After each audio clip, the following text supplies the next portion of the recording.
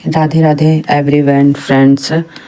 आप सभी लोगों को जानकारी दे दें कि बिना नहाए लड्डू गोपाल को सुबह हम उठा सकते हैं। मल मूत्र करने के बाद हम लड्डू गोपाल की सेवा कर सकते हैं।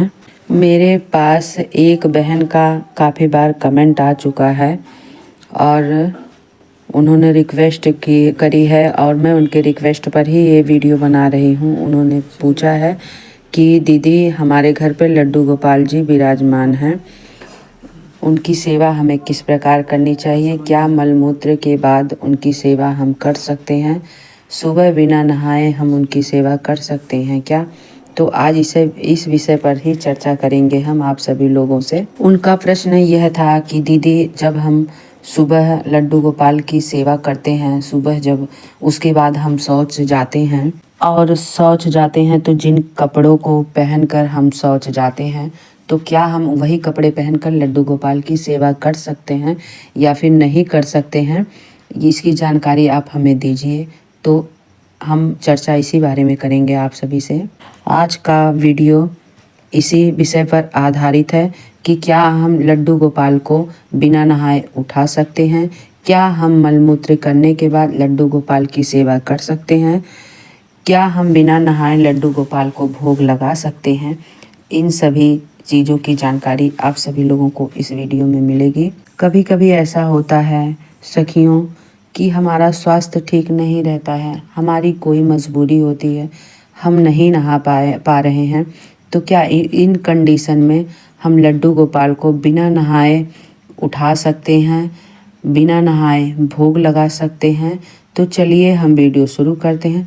सबसे पहले हम भाव की बात करेंगे और शास्त्र की भी बात यह है आपका अपना भाव होना चाहिए। कोई भक्त उनको अपना भाई मानता है, कोई सखा मानता है, कोई पुत्र मानता है, कोई स्वामी, कोई प्रियतम, ऐसे विचार रखते हैं अपने मन में। तो ये सब भक्त के ऊपर आधारित है। क्या हम लड्डू गोपाल को किसी दिन अगर हम नहीं नहा पाए तो ऐसी कंडीशन में हमारा दूसरा कोई भी व्यक्ति है, अगर नहीं है तो क्या करें। वास्तु शास्त्र के अनुसार ठाकुर जी को आप भगवान मानकर सेवा अर्चना करते हैं, पूजा अर्चना करते हैं, तो आपको बिना नहाए भगवान को नहीं छूना है। बिना नहाए हमारा शरीर शुद्ध नहीं रहता है। तो अगर आप उन्हें भगवान मानते हैं तो ठाकुर जी को बिना नहाए आप उठा नहीं सकते हैं, भोग नहीं लगा सकते। और अगर हम बात करें प्रेम, भक्ति और भावना की, तो प्रेम की कोई विशेषता नहीं है, ना ही प्रेम का कोई नाप तोल है।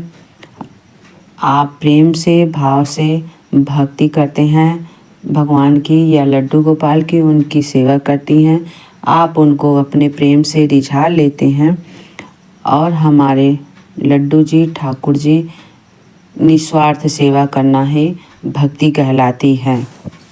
अगर आपकी तबीयत अधिक खराब है तो ऐसी स्थिति में भी आपके घर में यदि कोई नहीं है और आपके मन में सेवा का भाव आ रहा है कि मेरे लाला भूखे बैठे या अभी नहाए नहीं या अभी सोए नहीं हैं, तो आप अपने ठाकुर जी से जो भी रिश्ता बना है आपका, उसके प्रति आप उनको उठा सकते हैं, भोग लगा सकते हैं। अगर आप एक भगवान की तरह पूजा करते हैं तो आप उनको नहीं छू सकते हैं। सबसे पहले तो आप ठाकुर जी से कोई भी एक प्यारा सा रिश्ता बनाएं, जो भी है उनसे रिश्ता आप बनाइए और जो भी रिश्ता आपने बनाया है उसी रिश्ते पर आप प्रभु की सेवा करते रहिए। ये नहीं कि आज आपने भाई का रिश्ता बनाया, कल आपने पुत्र का रिश्ता बनाया, ऐसा नहीं करना है। आपने जो भी रिश्ता बनाया है उस रिश्ते पे आपको अटल रहना है, आप चाहे जो भी रिश्ता बनाएं।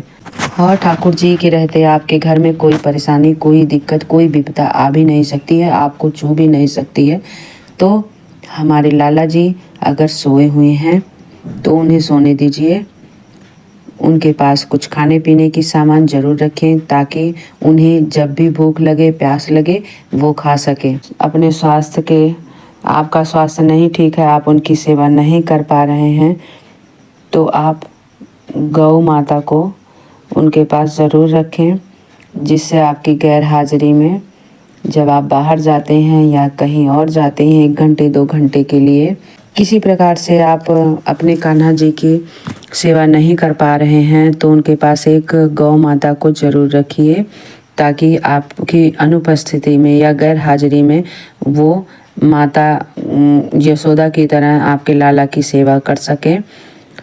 जब आप ना रहें, जैसे यशोदा माँ अपने बच्चे का लालन पालन करती हैं, उसी प्रकार गौ माता जो है हमारे लाला हमारे कान्हा की देखभाल करेंगे। इससे आपको किसी प्रकार का दोष भी नहीं लगेगा और आपकी सेवा भी पूर्ण हो जाएगी और आपका मन भी एक तरफ से शांत रहेगा। और हमारे लड्डू लाला जी ठाकुर जी प्रेम भाव के भूखे हैं। आप प्रेम से भाव से जैसे भी जो भी देंगे, शुद्ध या शुद्ध जो भी रहेगा वो ग्रहण करेंगे। बस आपका प्रेम भाव होना चाहिए। शौच की बात करें तो शौच के बाद आपको स्नान करना ज़रूरी होता है। स्नान के पहले प्रयास करें कि शौच जाएं और उसके बाद अगर इमरजेंसी होती है आपको तो आप जा सकते हो, पर आपको नहाना है शौच के बाद आपको। और जो वस्त्र हमने शौच जाते वक्त पहनी है, क्या फिर से वही वस्त्र हम पहन सकते हैं स्नान करने के बाद? तो ऐसा नहीं है।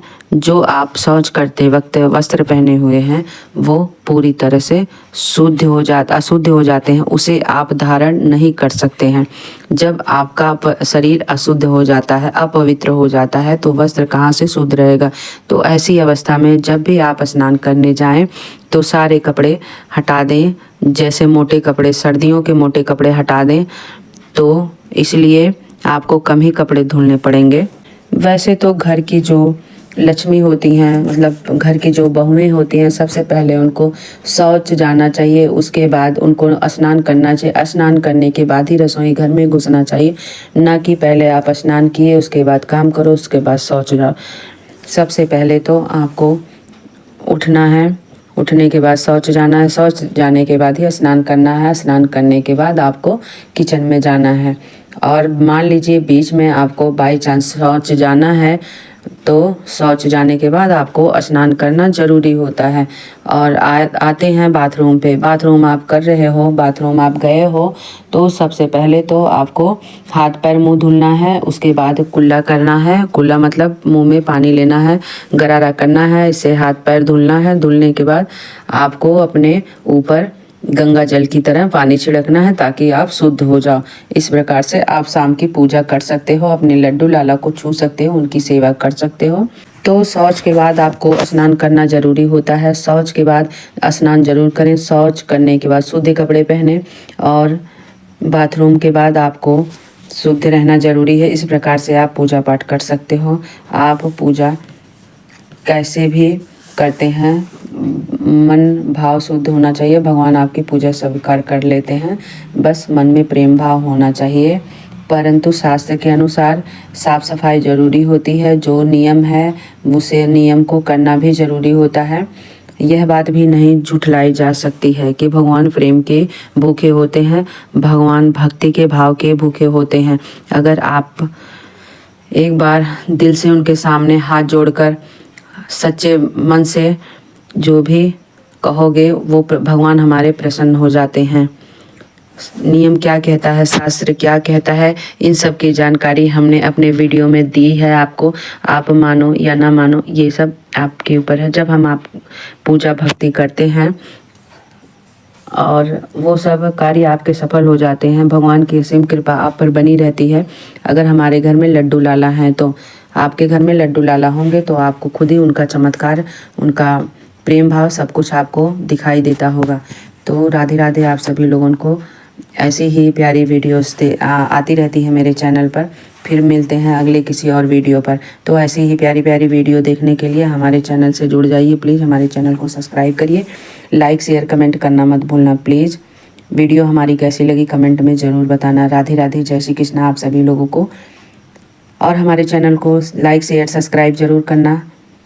राधे राधे। सभी मित्रों को जानकारी कैसी लगी प्लीज़ कमेंट सेक्शन बॉक्स में कमेंट करके ज़रूर बताना।